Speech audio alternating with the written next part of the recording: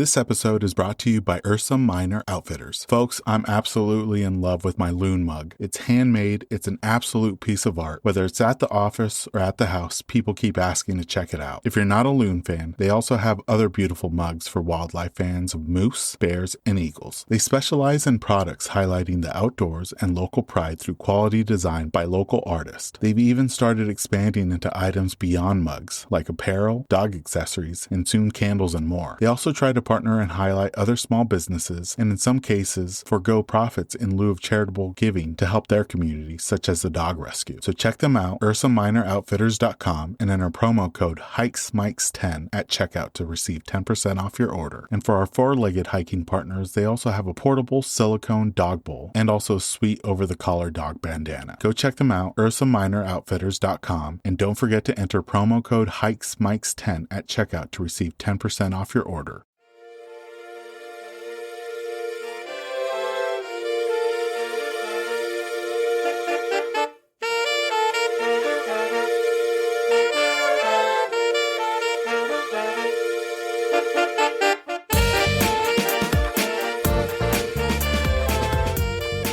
Welcome, everyone, to the Hikes and Mikes podcast. I'm your host, Ivan, and together we'll embark on a weekly journey connecting with extraordinary hikers from all corners of the U.S. and beyond. As the cool and colorful embrace of fall envelops the Northern Hemisphere, we've had the privilege of conversing with remarkable individuals throughout this season. Their experiences and adventures will leave you yearning to hit the trails. And in today's episode, we're chatting with our first guest from Connecticut. Her name is Suzanne, and you can follow her on Instagram at Suzanne_KATH_B. My apologies to both Suzanne and our listeners for the audio at the end of this episode. Our lines got out of sync by a second or two at the start of the this or that questions, including in our backup audio file. Not all the questions were impacted, so we kept the section in, but you will hear a small overlap during the responses to the questions. In this episode, Suzanne shares with us some of the great outdoor opportunities Connecticut has to offer, including viewpoints and local hiking challenges to help you get outside. She's also a coordinator for the American Perimeter Trail and provides us with updates on the APT and the work she's been doing locally to help develop the APT in Connecticut. Without further ado, let's jump into this episode with our guest, Suzanne.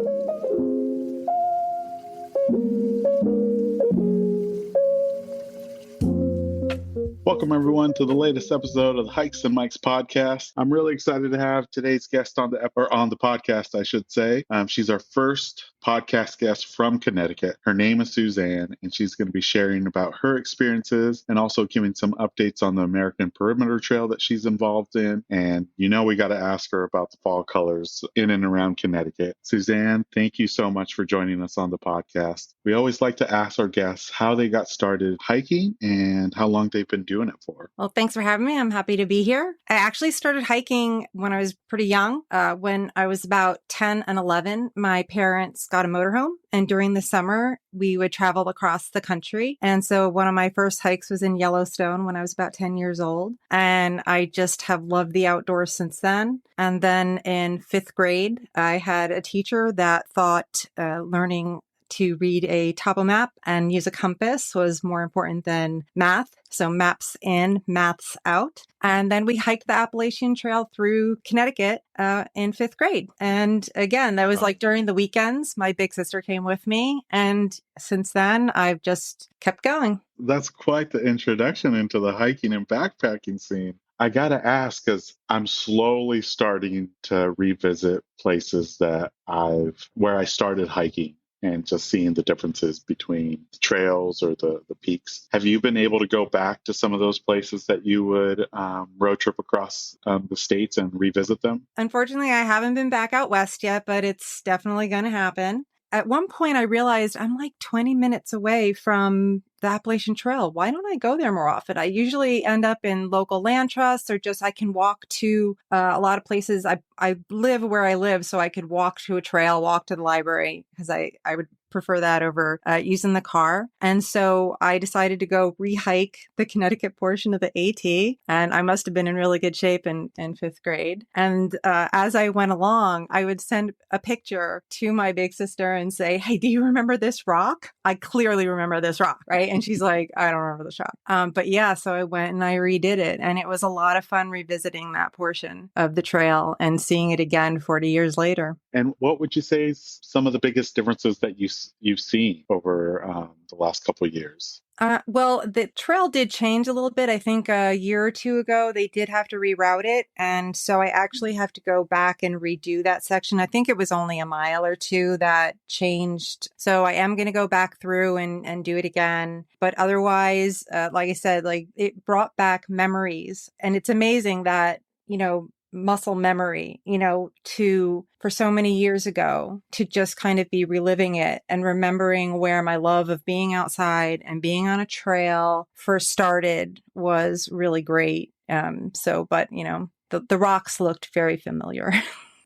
I've had guests from the Northeast, but you're the first from Connecticut. How would you describe the hiking scene in and around your neck of the woods? It's pretty friendly around here, and we have some beautiful trails. So we have over 820 miles of blue blazed hiking trails in the state of Connecticut. I mean, we're very small, but we have a lot of trails. It's one of the things I love about living here. And out of those 800, I've hiked about 524 so far, it's a wonderful challenge because it's taking me into different parts of the state. And again, for such a small state, you can go from one place to another. And, one place it's really, really flat. And then you go and you have these beautiful, what we call mountains here, which are just kind of small hills compared to, I have friends that moved here from California. They're like, these are hills. These aren't mountains. But, they're Connecticut mountains. We like our mountains the way they are. And so it's beautiful because you see all these different types of terrains. You'll see fields. You'll see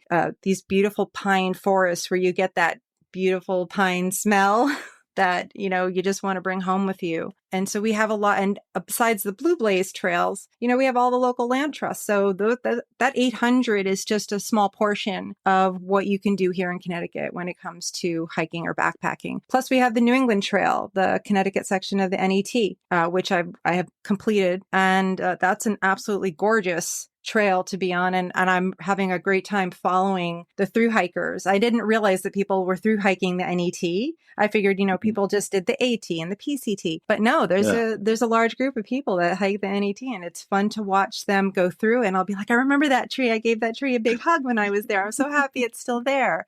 So I think it's just a really great community here in Connecticut. Lots of places to go. Maybe it's a Northeast hiking community thing that's popular, but I feel like upstate New York has the challenges for the Catskills, the Adirondacks. New Hampshire has 48 peaks. Does Connecticut have a similar challenge within the state that people are trying to, check off the list? Yep. So Connecticut Forest and Park maintains those Blue Blaze trails, and there is the Blue Blaze Trail Challenge. And so if you hike 50 miles, you get a patch. If you hike X amount of miles, I have a shirt that says I hiked 200 miles. And when you do the 800, you get your picture on the website, you get some bragging rights, and you get a really nice vest. So there's that challenge. Plus, we have a wonderful place in Hamden, Connecticut, kind of in the middle of the state called Sleeping Giant. And Sleeping Giant has a wonderful story. Absolutely Google it. And if you love geology, it is the place to go. I think there's 32 miles of trail. And when you hike all of it, you're a giant master. So of course I did complete that and got my giant master certificate. And I think there's actually one other one. I can't think of it right now, but yeah, we absolutely have our challenges here in the state. And the New England Trail does its own challenges for, I think it's a 50 or 100 miles of the New England Trail as well. I like the vest because I feel like most of the other challenges that I've heard, you end up with a patch, which I love that, you get a patch to recognize your achievement. But I like you graduate up in swag and it ends with the vest. That's pretty awesome. Yeah. We're recording this at the tail end of summer. At least here in the Pacific Northwest, you're definitely starting to feel fall creeping on in. For you, how was your summer hiking experiences? The summer was pretty good. I did get some miles in. I hike every single weekend. If I can squeeze a day in during the week, I will. But usually work gets in the way of that. But otherwise I am out every single weekend, and it's either on the Blue Blaze Trail or I go to one of my local trails. I do volunteer and do trail maintenance at a local place in Washington, Connecticut, which I am so happy that I wasn't sure I could do it. And then I, finally took that step because I wanted to give back to the trails that I was using. So I do that every single month. I go up there and I make sure that my section of trail is good. It was pretty buggy this year. We got a lot of rain. So, lots of mosquitoes. But other than that, it's just been absolutely gorgeous. We only had a few really, really sweltering hot days. I'm not a big fan of sweating a lot when I'm hiking. I really am. I hike year round. I love these cool days that are starting here. It's beautiful right now. And I love hiking in the snow. So I'm really looking forward to getting into the cooler weather. Even though I have shorter days, that's okay. I can deal with it. I have a headlamp. And I think I saw, Suzanne, a picture of this summer where you have a full-on bug net over your head. Do the bugs get that bad? They are that bad. I mean, I'm wearing long sleeves. When I first thought of getting the bug net, I was like, oh, I don't want to be that person out on trail. They're just some bugs, right? And then I was like, nope, I cannot get another bug in my eye. I can't do it. I can't see as it is without glasses, and a bug in my eye is just gonna, that's it. So yeah, I go with the bug net and some bug spray and long sleeves, but they were pretty fierce this year. But I absolutely recommend the bug net now. And you're mentioning that you hike year round. If you had to choose, is there a season that kind of creeps up to the top as your favorite season to hike in? I think fall is my favorite season to hike. It definitely is, for so many reasons. I mean, the cool, crisp air after the summer being so hot. And of course, the fall colors, everything starts changing and we all anxiously await these leaves to start changing. And so we can get out there and start climbing things and stare at them and take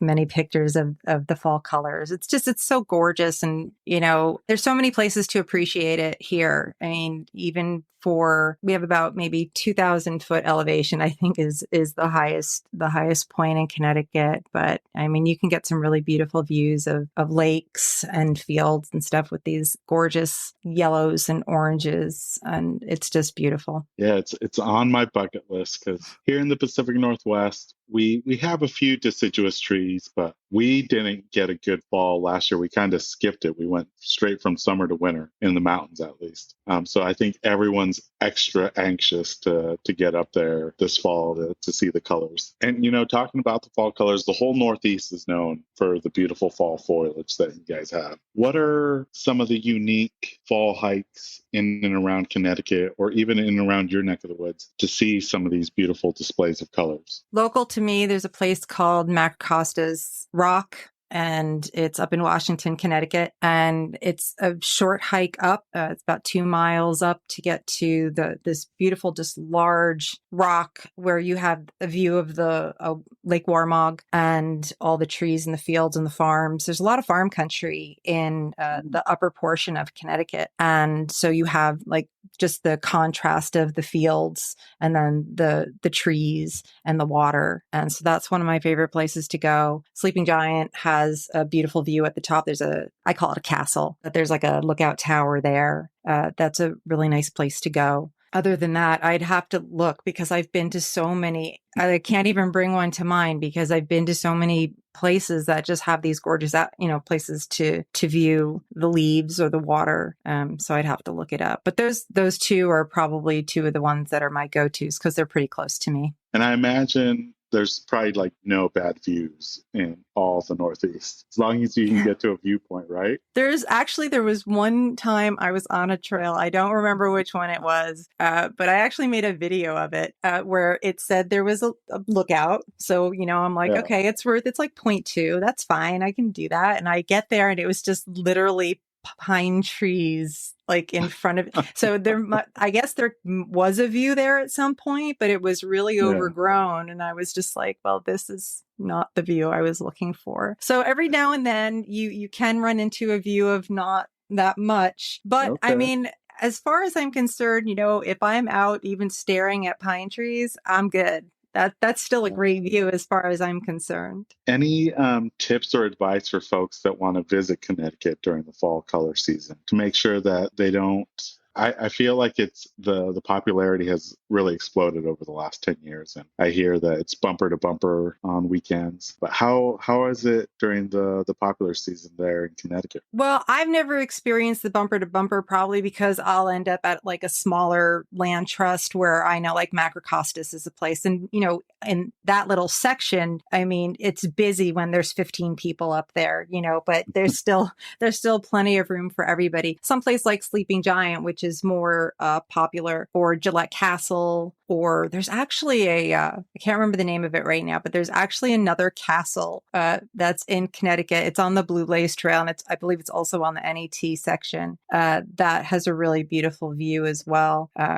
And so it's kind of like the more there's a couple of really popular places, and like Ragged Mountain comes to mind. A lot of people will go to Ragged Mountain. There's a view. It's a beautiful hike. And that is also, I think that's on the NET on that Blue Blaze Trail system. So those ones will get a little bit more crowded than the local places. That's why it's really nice to know your local land trust. I'm a big fan of my local places. As much as I love a long trail and the feeling of being on, this trail where I can just keep walking, I adore my local land trusts because they're the ones that are really, fighting for this space in my backyard and protecting the land so close to me. And so I do try to support them and get out there. And when you do that, you always end up finding those special kind of secret places to go where you can see, sunsets and sunrises and fall colors, and it's not crazy and really crowded. It's good to have those not as popular places, and that's what I love highlighting is, of course, the national parks get the attention because they are grand, they are amazing, but I feel like a lot of states have state parks, land trusts,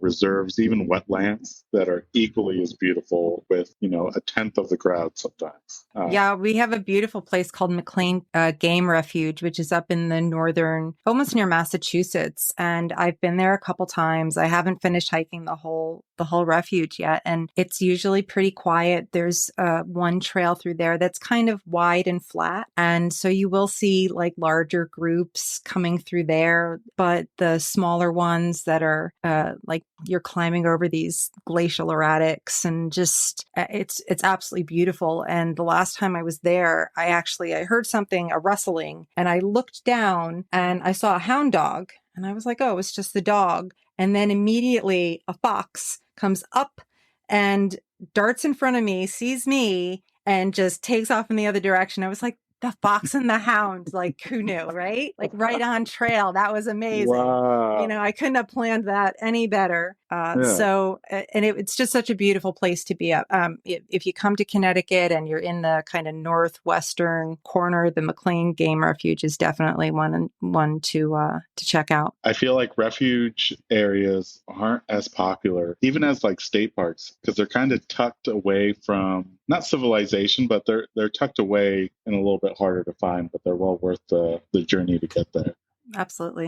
Now, talking about animals, you have some amazing, gorgeous dogs, but you also have some chickens. And I feel like you've come across quite a bit of different wildlife on the trails, and you've taken some really beautiful pictures of them. It's kind of funny because a lot of the pictures that I have on my social are actually my backyard.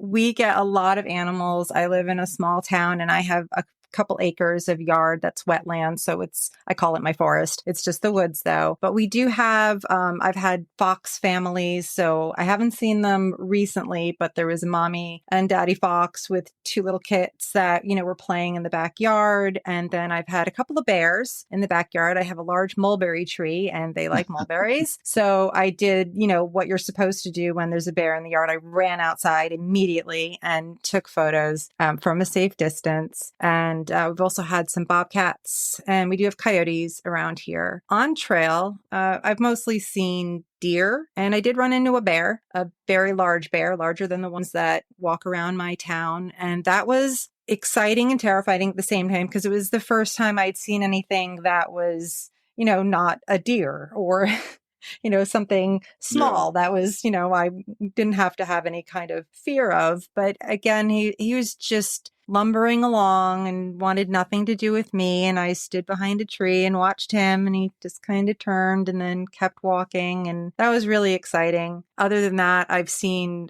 traces of moose, but have not run into a moose yet. But we do have about 500 moose in the state of Connecticut. Yeah, I think, bears are one of those things that I would love to see, but at the same time from a safe distance. Yeah.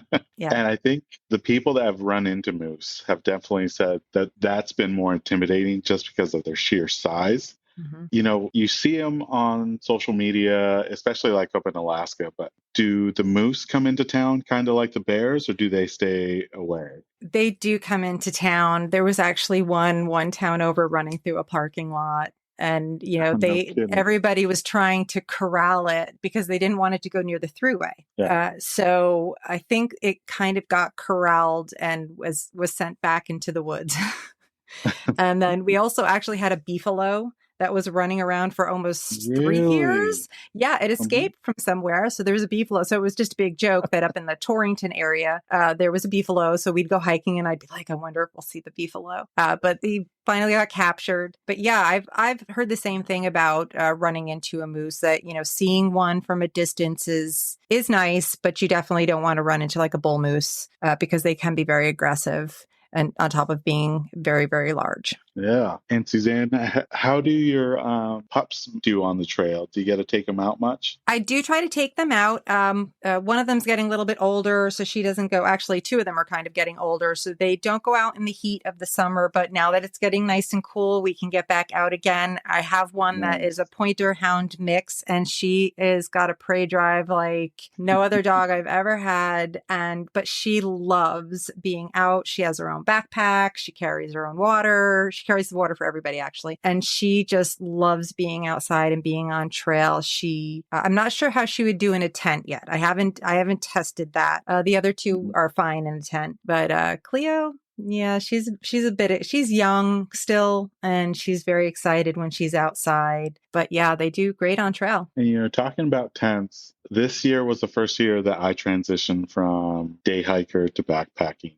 I was able to go out a few times. I did some, car camping where I went to a campground, set up my tent just to make sure that I knew what I was doing in a safe location rather than up in the mountains. How was, not evolution, but how was it for you going from day hiker to backpacker? Well, when I used to live in Florida for a little bit. And so I did a little bit more backpacking and camping when I was down in Florida.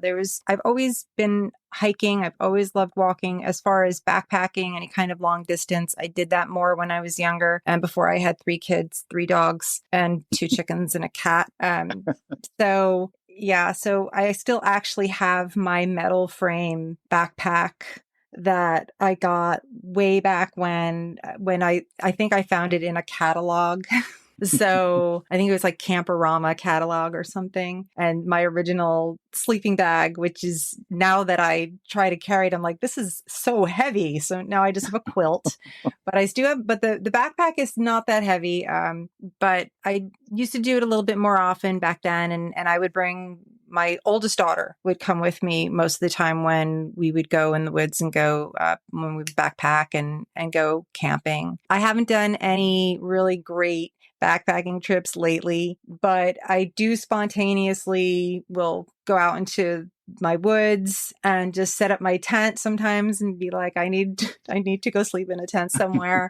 So I'll set up the tent in the backyard, or I'll go up to just the place I can walk up to and set the tent up in the trails nearby and do a couple nights. The dogs get a little anxious when I'm not here, and there came a point, I love watching everybody's through hikes. My friend is out on the PCT right now and she sends me pictures, and I actually didn't know about larches until she sent me a picture and said, this is really big here. Like, this is our fall colors. Yeah. And so I'm kind of living vicariously through her hike as I watch her go. And I realized at one point, I'm probably not going to ever do a long through hike like that, as much as I think I wanted to when I was younger. And it's still a great idea, but I will stop and stare at a rock and take a picture of every single mushroom and try to identify everything. It would take me years to do it. It's not off the list. I think that maybe in a couple years when the dog situation changes, and I might just disappear, and you might just see me out on the AT, just going. Talking about through hikes, we were talking before we started recording. A lot of the PCT hikers are making their way through Washington right now on their last leg to the northern terminus. Is that the same over on the East Coast? Are a lot of the AT through hikers making it up north to the northern terminus, or because of the weather, do they flip it? Typically, do they start north and then end south? Or I think it depends. There's been a few flip-floppers, but most of the time, I think most people, Nobo, and you see them up at the sign, this person finished, this person finished. It's nice to see them all standing on Katahdin. And so I think that I don't think the weather was a huge factor. I know that we did get a lot of rain. We had some storms. I know that the trail in Vermont was closed briefly. Actually, Bear Mountain in New York. So there's a Bear Mountain in Connecticut, and then there's also a Bear Mountain in New York. Bear Mountain in New York is just reopening. There was a lot of water damage there. You couldn't even get anywhere near it for a while. So things are getting back to normal. So anybody who had to perhaps skip that area, I'm sure they'll just go back and redo it. Maybe a bridge out here and there. But I think most people were not as deterred as maybe out west, where there was fires and too much snow. That caused a lot of people to reroute. So I think for the most part, people are starting to finish at Katahdin. Nice. And we're seeing the pictures. Is your friend making her way through the Pacific Northwest yet on her PCT journey? I believe she finished. She got into Washington right when the fires started. So she jumped. She had skipped the Sierras. So she's dipped back down, and now she's going through the Sierras. Oh, okay. Oh, I'm so thankful she did that, because the two big fires going on right now in the Pacific Northwest are right up there in the Northern Cascades. And I think people can do an alternative route to reach the northern terminus, but they've been having to close the North Cascade Highway on and off for a couple weeks now because of the fires, which is sad. But I'm glad a lot of people, if one good thing came from all the snow in the Sierras for the through hikers, is it did make some reroute and start in Washington to get that over with before fire season really got going. Now, Suzanne, you help out with the American Perimeter Trail. We had Rue on this last season, and he shared his experiences about how the idea came about and the plans he has for it. We recorded that episode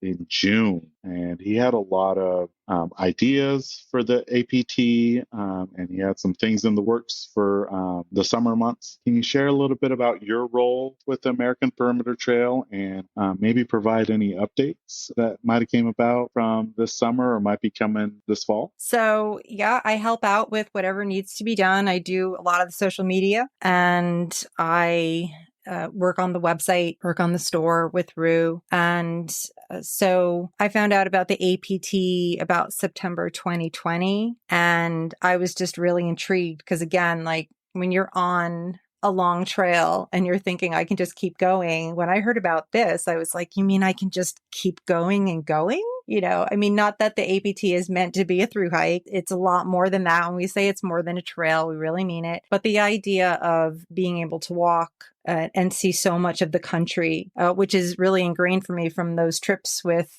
across the country with my parents, that we traveled all over. We went everywhere. We went to Glacier. We went to, Yellowstone. We went to Mesa Verde. We went to Carlsbad Caverns. And then we went up into Canada and into Mexico as well. And so this idea of being able to travel around by foot and even in portions, maybe multi-use, and be able to see so much of the country was so intriguing. And Rue was kind of like the friend that I hadn't met yet. That's kind of how I felt. And I'm privileged to work with him on the APT and proud to call him a friend now. And so we just revealed we are out on Hiker. So you can, download the APT, the maps and the trail on Hiker for free. We do have the interactive map that's available on our website at americanperimetertrail.org. And we have started working on a space through Connecticut. We're still working on connectivity in a lot of places. So, and the trail's going to change. And I think that Rue, he's always saying that. He's like, what you're seeing right now, it's evolving still. We're still in these early stages. So, we weren't really, Rue wasn't really sure where it was going to go on the East Coast. He did, as he tells the story, and Rue tells the story best about, having to skip portions of the East Coast during the pandemic and such, and then having to go back and figure it out. And here in Connecticut, there was a trail that was, I think it was just thought of, and they had started on it many years ago, but it never became a trail. There was connectivity issues. And so it just kind of fell to the wayside, but I found out about it and I contacted the Forest and Park Association. And I said, there's this trail. Like, why didn't it become a trail? Can you share some information? And we talked about it and shared some information. And so I've kind of been walking that path again to see if we can connect it and it would be a brand new trail across Connecticut, which I'm really excited about. And if we can partner with, the Forest and Park Association and make this happen, I think it would be a wonderful addition to the hundreds of miles of trails we already have. Yes, we do actually need more trail here. You can never have too much space to walk and hike and backpack. And it would connect the Appalachian Trail with the Mohawk Trail and then go across through several different land trusts. It would go near McLean Game Refuge, near the People's Forest, and then end up over at the New England Trail. So I think it would be a beautiful addition. And it's been a lot of fun. Obviously, I've never built a trail before outside of the ones in my backyard when I was growing up. And so I kind of get to be Rue's eyes. So I go out and I record where I am and I take pictures, and then I send the file to Rue and Tim McGrath, our geographer, and have them look at it. And, if I run into anything, we reroute and we redesign. They're like, here, use this map now. And so it's been a lot of fun. It's been a lot of fun working with them on getting this done. And it's an exciting and, project to be working on. And had that given you the ability to check out new sections of Connecticut that you hadn't had a chance to check out yet on some of these scouting trips? Yeah, absolutely. There's definitely spaces in between. I mean, you'd think that, there's all these trails you've already done, and I've done a lot of the trails on the western side of the state already, but I drove about 35, 40 minutes north, and I'm in a place I'd never been before, in a smaller land trust that I hadn't visited yet. And I got to see this beautiful new space, and it's just gorgeous up there and so quiet. So that really was, it's quite an opportunity to be able to work on something like this and to see even, more new space in my tiny state. That's just so lovely to be on those trails. Yeah. And I also like the idea of connecting things. And that's, when I first learned about the APT, I just saw connection. And, we're kind of living in a time where there's a lot of disconnect from the earth, from nature, from other people. We had 2-3 years of major disconnect. And I see the APT as a way to reconnect. That's why I just love being part of this project. And we're connecting people, communities, trails, putting people back out into nature, spending time and, with the trees and the fields and the grass and seeing things, getting away from screens. And, I really love the idea of kids being out in nature. I was out there at a young age, and that's where, it's imprinted in my brain, being at the Grand Canyon and seeing that. I will absolutely never forget it. And I brought my kids out into nature all the time and hiking. My oldest daughter and I actually lived on a farm in West Virginia for a while, and we were just outside all the time. It's what we did. And I love the idea of, once the APT is built, to also incorporate maybe educational opportunities for kids to be out on the trail, learn trail maintenance and stuff. So it's definitely more than a trail. It's so nice to be out there. And again, the idea of connecting things is really something that means a lot to me when it comes to this. I think Rue really hit the nail on this, that your guys' membership is so diverse, because The APT, the PCT, it's one stretch, a few states, but the APT really does bring the nation together as far as all these different hiking communities coming together to make this into reality is amazing. Yep, absolutely. Do you think you're done with scouting trips for this year and maybe wait until spring, or are you going to do a few more before the snow comes in? Nope, I will keep going. I've already got it planned. I didn't even realize we had a long weekend this weekend until yesterday. And then I was like, I have an extra day to hike. I'm so excited. So I will be out. I have a group hike with some people that I know on Sunday. And then I think we'll be back out scouting. The trail in Connecticut is, I believe, about 40 miles long. So I've done maybe the first 8, I think, so far. So I still have a little ways to go. Talking about viewpoints and fall colors, I feel like, especially day hikers, they have a regular customer routine that they do once they make their destination, whether it's a summit, maybe it's at the end of the trail once they make it back to their car. Sometimes it can be a favorite snack or meal, or their favorite drink, or even just a moment of zen. Is there a regular custom that you like to do when you reach your destination, or maybe when you make it back out? Well, I eat the entire time I hike. Anybody that knows me, I got a new backpack not that long ago for my day hikes, and I was like, look, it has a snack pouch. And they're like, that's not a snack pouch. I'm like, it's the snack pouch.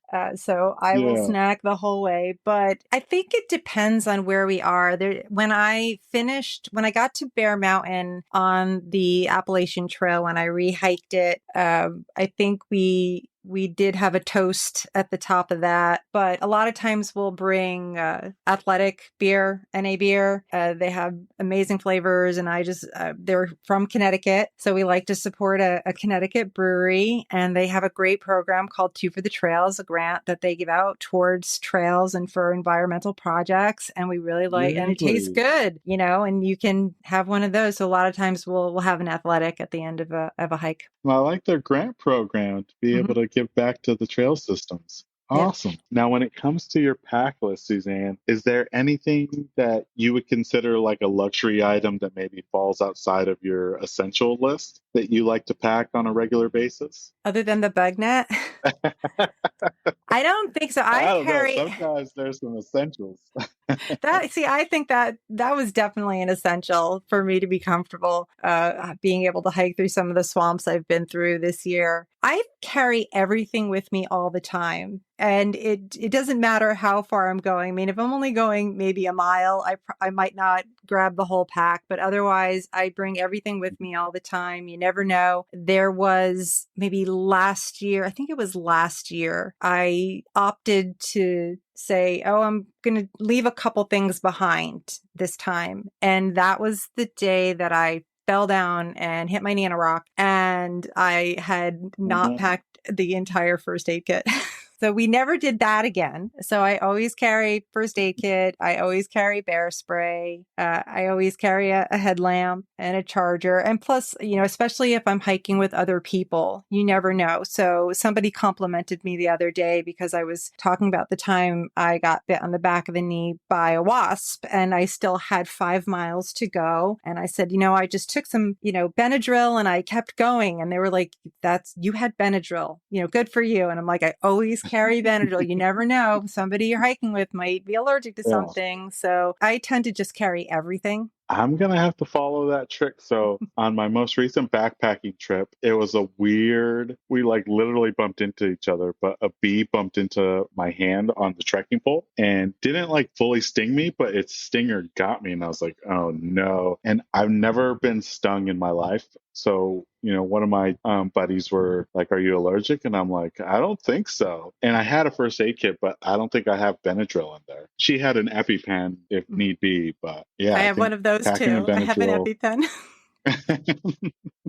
Now, going back to snacks, you like to snack throughout your hikes. Is there a favorite snack that you like to pack each time? I almost always have some kind of dried fruit. I remember in fifth grade when we hiked the AT, we had to learn how to make gorp, so I was always really Oh, excited. You had it, but I'm allergic to peanuts, so I make gork. I use oh cashews no. instead of peanuts. I add cashews. I'm not allergic to those. So probably though some kind of dried fruit or a one bar or some kind of concoction. Sometimes I'll bring, if it's a longer hike, if we're going to do 12, 13 miles, I'll usually bring something like a chia pudding that would be rehydrated and eat that. Every now and then I'll bring like a prepackaged food and have one of those. That's kind of a luxury. And I do keep those for when we're going to do some really long days. Now, Suzanne, for folks that are, just getting started on their hiking or backpacking journey, do you have any tips or advice for newcomers so they can have a safe and rewarding experience out on the trails? I think that the most important thing is just to go and start walking. Find a decent pair of shoes that, and break them in before you, start out so you don't get blisters. Make sure that you know where you're going. Make sure I'm a big fan of paper maps or a book. I don't like having my phone out a lot. I mean, I'll take my phone out to take pictures, but I don't like having to reference my phone. So I will, have a paper map, or I'll, have directions or write stuff down where I'm going. I'll just say, blue, take a left on green triangle, and I'll just kind of know. So I'll plan it out. So you kind of want to know where you're going and, have a comfortable backpack. Make sure that you don't put too much weight in to begin with. Never scrimp on water. Always make sure you have enough to drink. That's really important. Bring a first aid kit because you never know when you might fall down. And other than that, just have a good time. I think the whole point of it is to be out there and loving it and enjoying being out with those trees and the grass and listening to the birds and looking for the moose and looking for tracks. I'm a big fan looking for tracks. I like to try to identify plants along the trail and, I think just getting out there. And if you're nervous, have somebody come with you.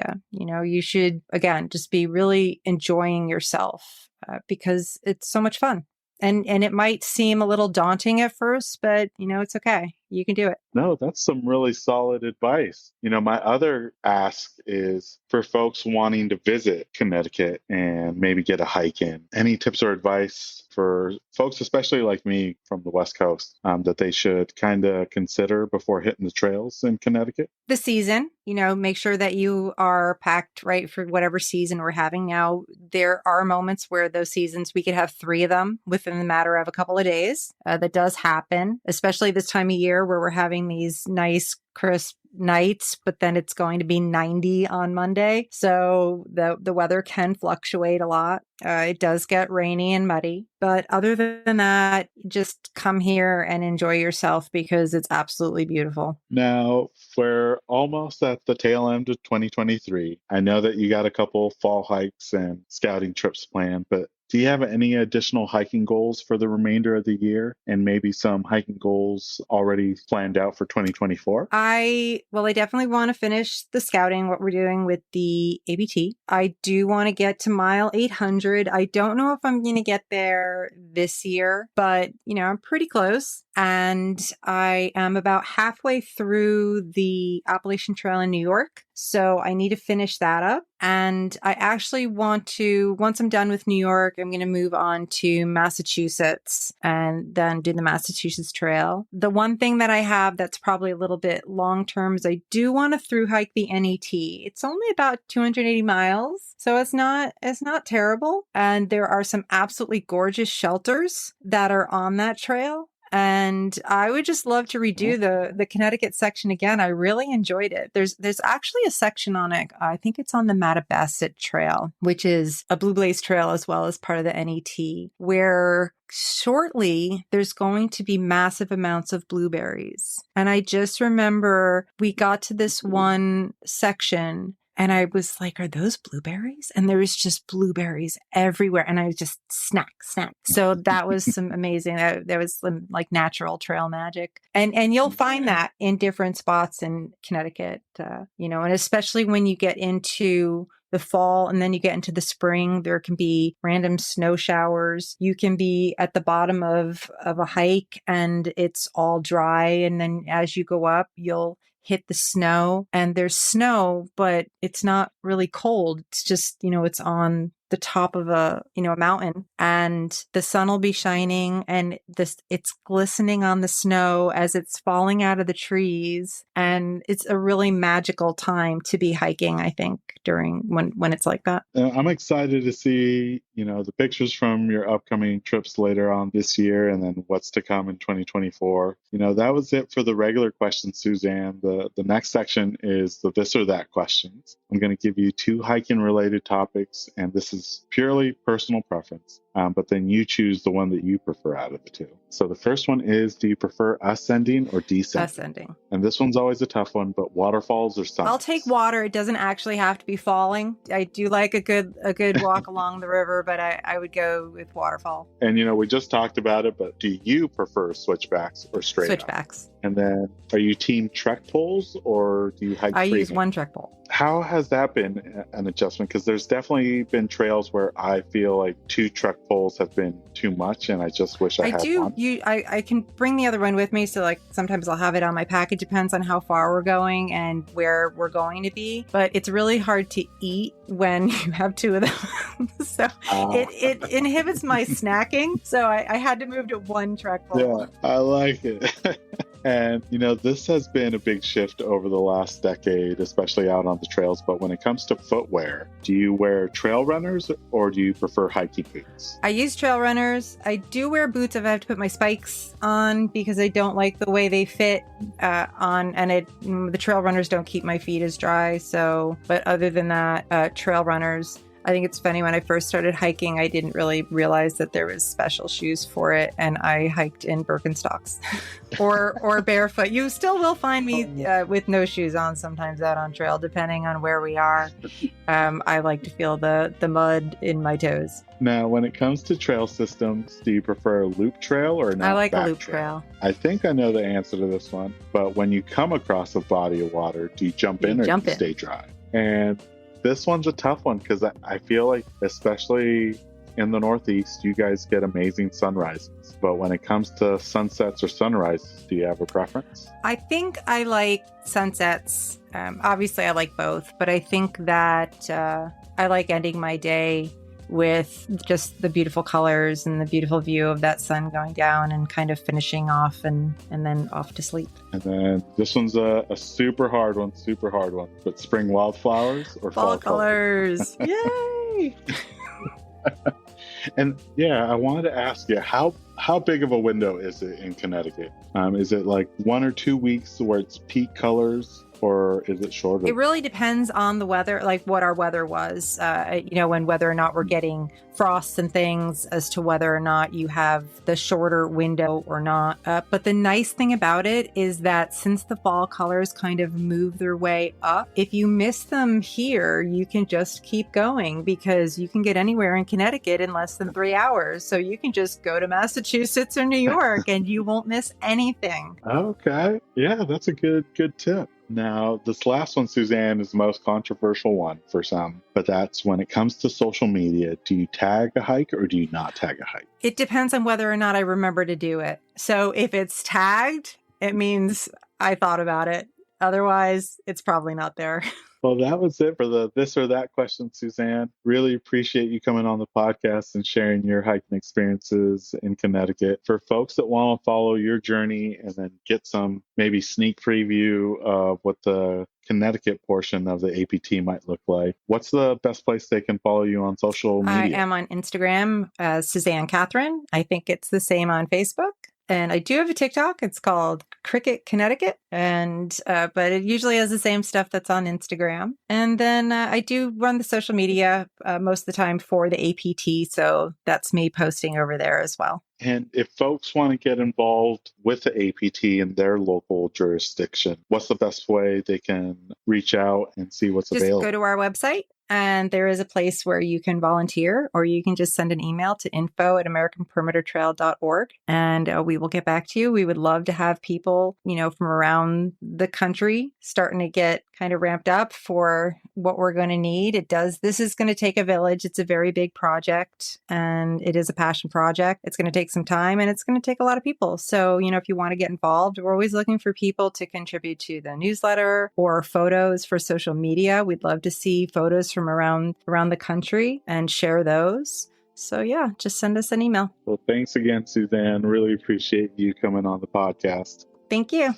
And that brings us to the end of this episode alongside Suzanne. We extend a heartfelt thanks to her for coming on the podcast. Make sure to stay connected and follow her upcoming adventures on Instagram at Suzanne_KATH_B. Be sure to check out all the episode show notes to learn more about the American Perimeter Trail. My apologies again for the audio issues at the end of this episode. We're working on having a second backup file locally to help prevent this in future episodes. We have an incredible lineup of episodes planned throughout the fall, and we can't wait to share them with you. New episodes will be dropping every Monday with occasional bonus episodes on Fridays. To ensure you never miss out on those thrilling tales, remember to hit that like and subscribe button. Your support means the world to us. Don't forget to join our vibrant community on Instagram at Hikes and Mics. We'll be sharing episode visuals, my own personal hiking content, and so much more. Let's stay connected and continue to inspire each other on this remarkable journey. As we bid farewell, remember to tread those happy trails, embrace the great outdoors, and keep the spirit of adventure alive. Until next time, my fellow explorers, happy hiking. This episode's music was created by Ketsa. Follow him on Instagram at Ketsa Music.